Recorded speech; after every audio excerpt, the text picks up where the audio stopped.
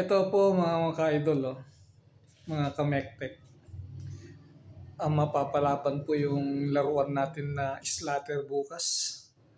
Katatapos ko lang kasi i-review yung mga hub ni customer. Ito kasi yung mga hub ni customer. Bali,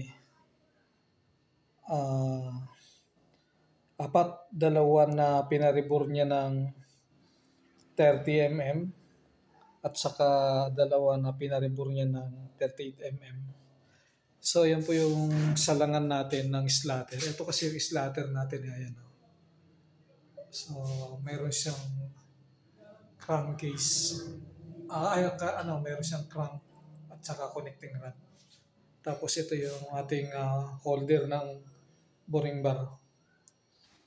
De-bearing yung holder natin yan sa pag-i-slide niya up and down. Pagkatapos, ito naman yung ginawa ko na salangan niya. Actually, ang workpiece na sinasalang dito, sa chuck naman talaga iniipit. Kaya lang nagkataon na maiksi ito, maiksi lang at saka maliit lang. So, gumawa ko ng salangan niya. So, ganito lang technique niya, no, mga idol. So, ipapatong natin to. Yan, ipapatong natin yan. Ilalagay natin yan dyan sa may slot kasi yan. Ayan, may slot. Tapos ilalagay natin ito. Ayan. Yan. Tapos kung mapapansin nyo, may mga series ng mga tornilyo yan. No? Ayan, mga hantap, mga natridan na butas.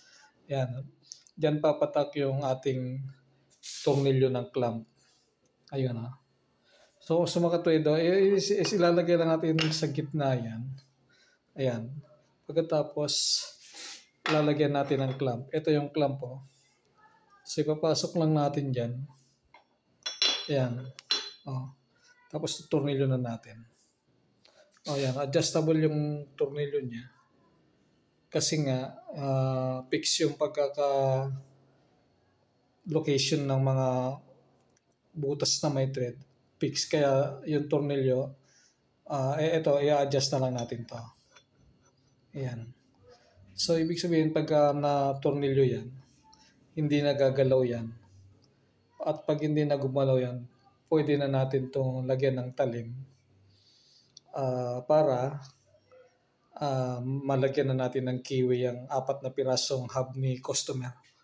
So, imagine no mga idol, yung ginawa nating laruan, unti-unti na nating nagagamit. So, bukas meron tayong 4 na nalalagyan ng kiwi gamit ang laruan natin na slatter. Ayan yung kabuuan ng slatter natin yun. Ayan.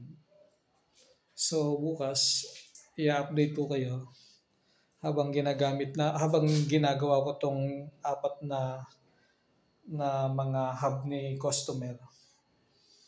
Ayan, 1, 2, 3, 4. 4 na hub ni customer. Lalagyan natin ng kiwi yan. Ang gusto ni customer na kiwi niyan ay 4 mm ang lalim, 8 mm ang lapad. So, ibig sabihin, 8x8 yung key stock ni customer.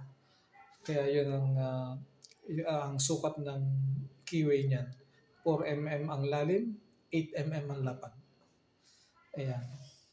So, mapapalaban na naman yung laruan natin mga idol, mga kamektek. Bukas, kasi gabi na. Halos konting quarter na lang, 15 minutes na lang, alas 11 na. So, bukas naman natin ituloy yan. Anyway, ayan, natuturnilyo na lang yung isa. Na nakagawa na ako ng patungan niya. Yan, nagawa ko na itong patungan niya. Na iniipit lang yan ng chuck eh. Ayan, nakaipit lang ng chuck yan. So, dahil nagawa ko itong patungan niya, nakagawa na rin ako ng clamp niya na lalagyan na lang ng tornilyo para maipit yung workpiece. Nabot tayo ng alas 11. So, bukas naman ulit. Para nang sa ganun, masubukan magamit na naman natin ulit ang ating laruan na slatter. Yun lang po. Salamat. Bye-bye.